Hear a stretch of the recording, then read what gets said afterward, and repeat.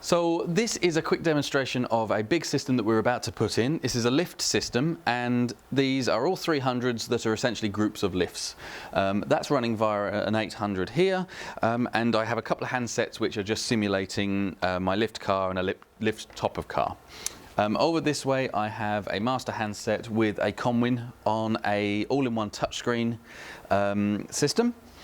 Now here we have a building layout for the building that it's going into, and we can see that we have groups of lifts here, and you can navigate around them just by touching them, and then you can move from one set of plans to another just by touching the area like so. If I just come back out, if a call is coming in, it will automatically jump to the area, and we can press on it to answer it and then press it again when we're done having the conversation.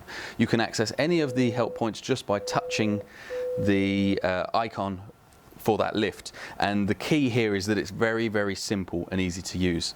To keep the clutter down, we have a separate button here for the top of car and pit intercom stations, which are in each lift, and again, if a call comes in from one of these, it will just light up, we touch it and we hang it up. That's fine.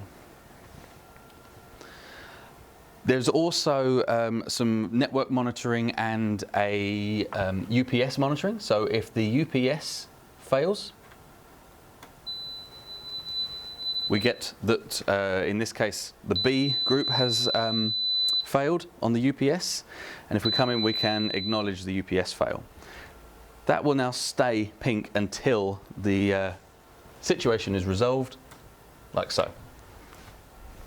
So finally, also with the lift systems, we quite often have a big key panel which has multiple key switches, rotary switches and that sort of thing. So this is a kind of alternate version of that, where it's all done via the Conwin. This saves on the wiring loom and makes it a bit easier to use. If you need to change the emergency power on any of the lifts, you just touch the area you want it to go, and that will change like so.